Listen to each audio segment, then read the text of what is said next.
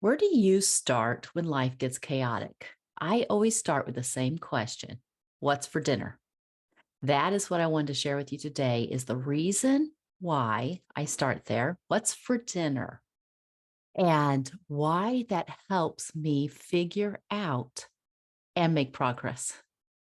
Okay, so in case we're meeting for the very first time, my name is April Bragg. I'm a clarity and relationship coach, helping working women create a home that takes care of itself. And so many times, when you are balancing multiple things in your life, maybe you're trying to raise a family, you're trying to manage your career, and you're also trying to keep things going on the home front. You're trying to take care of your health. You're trying to, spend time with extended family and it can be a bit much. And then throw any change in life into that. And what we were barely juggling before becomes too much. We start dropping things and we don't know where to go, what to stop, how to fix without losing it all. So, this happens anytime a life event happens.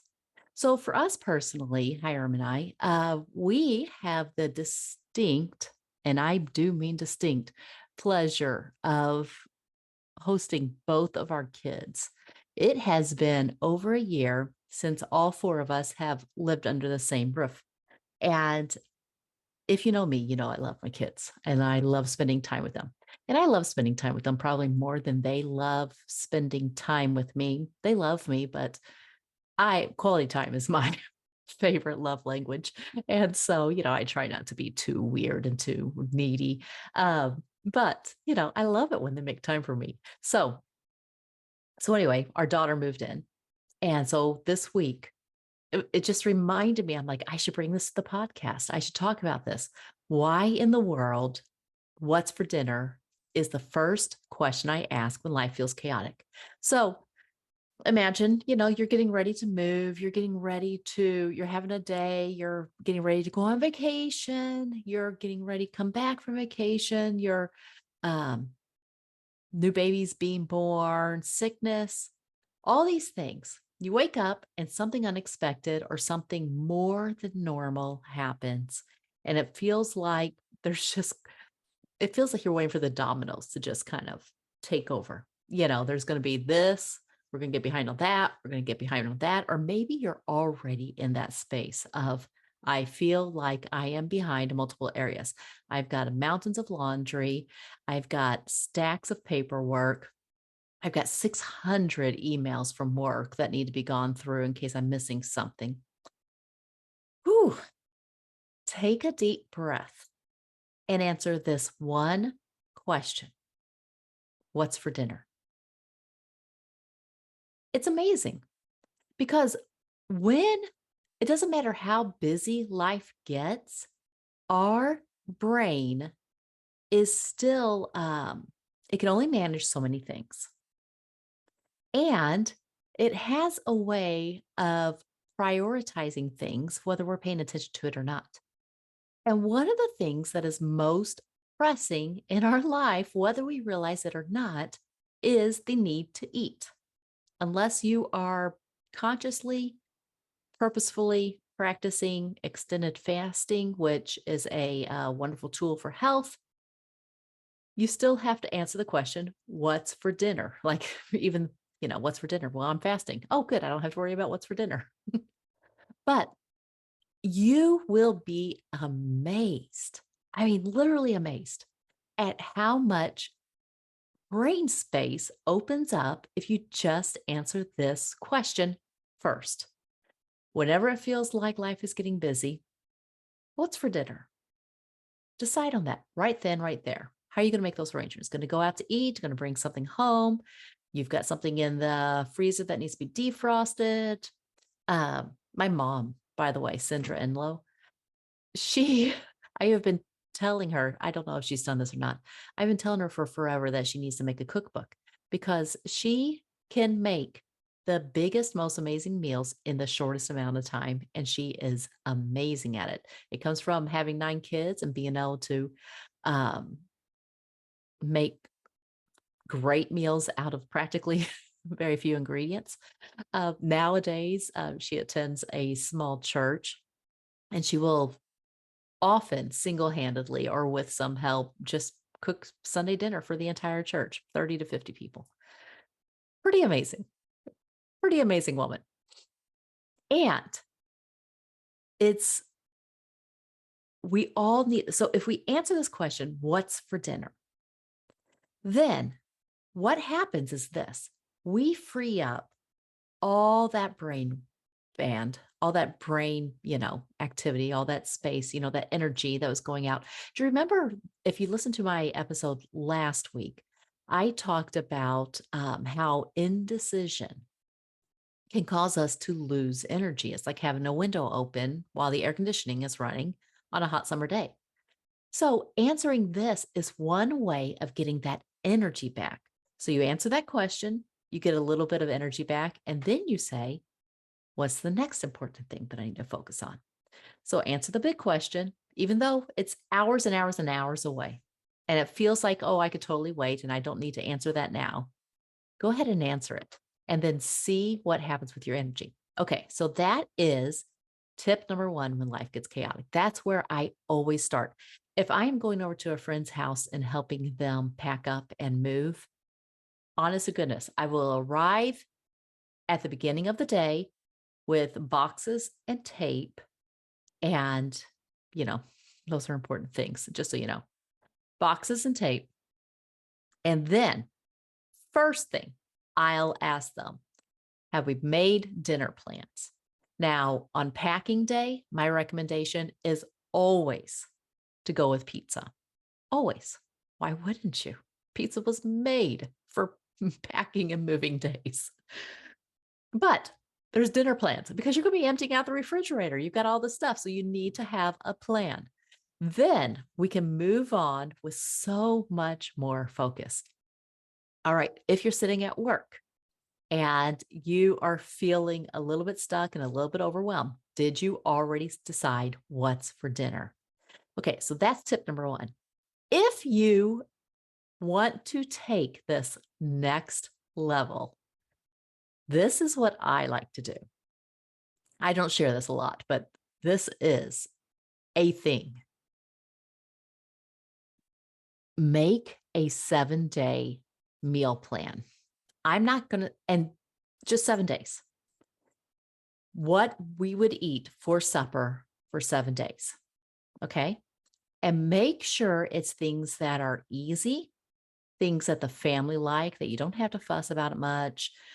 This is not the time to pull out your gourmet magic, because this 7-day meal plan is literally the fallback plan, as in, always keep these ingredients in your pantry, in your refrigerator, in your freezer, so that anytime you don't know what's for dinner, you're not feeling creative, you don't like the idea that you had, you fall back on, oh, we can always do tacos on Tuesdays.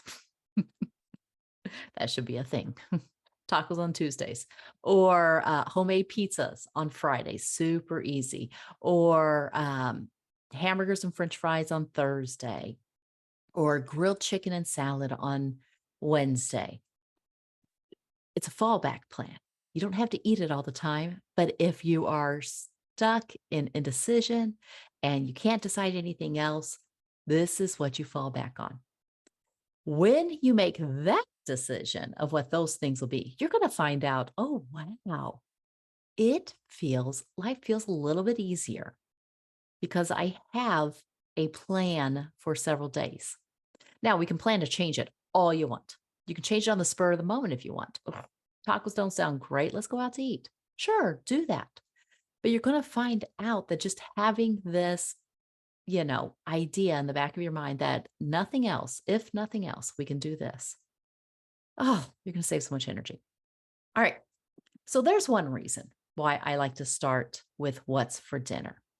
The second reason is this: because when life feels chaotic, okay, so that's the most urgent thing, is what's for dinner. We all need food. What's the second most urgent thing? Clothes. Do we have clothes? get a load of laundry started. Dinner, laundry. Um, the third area, if life feels chaotic, that I would recommend you do is just grab the bills. Like if you've got mail, sort out the bills, make sure that those are getting paid. Those are in fact, I just want to end the episode at those things because those three are the main things. If you can just start there and stay on top of that, of, kind of like keeping our body together, keeping a roof over our head, keeping the lights on, keeping clothes on us, no matter how chaotic life gets, even if you're in a season of illness and people, in and out of the hospital, those are the three things that you're usually concerned with. And if you can just create a very, very simple plan for making sure that there's food on the table, there's clothes on your kid's back, the lights, electricity, the internet is not going to go out. That's where I recommend starting when life is chaotic. Now, I also want to make it clear this is not where you want to stay and live. This is where we fall back to when we don't have systems that support us. So if you're in a season of life that feels chaotic, then focus on these three areas before moving on. However, ask yourself also this: is this just a momentary thing, or does it feel like this is more descriptive of my life than seasonal? Because if that's the case, then you're going to want to look at your life more holistically and say, wait, what in the world is going on that I feel so like pulling it all together in emergency mode at the last instant? What's going on? I'm going to guess most likely that you have allowed yourself to say yes to way too many things. And my recommendation for that is to find a whole day to step back and look at your life and ask, what really do we need to be concentrating and focusing on? And what can we let go of to create more space in our life during this time? Because the way I teach it is this, creating a home that takes care of itself is kind of like a one time project where you can do about 70 to 80% of the work. And then afterwards, then there's just tiny little optimizations that you do, as life changes. You've changed houses or, brought a new baby home or changed jobs and you have a different schedule, things like that. But if you have a home that's practically running itself, then when life happens, the whole thing doesn't just fall apart. It just needs a few little tweaks and changes here and there.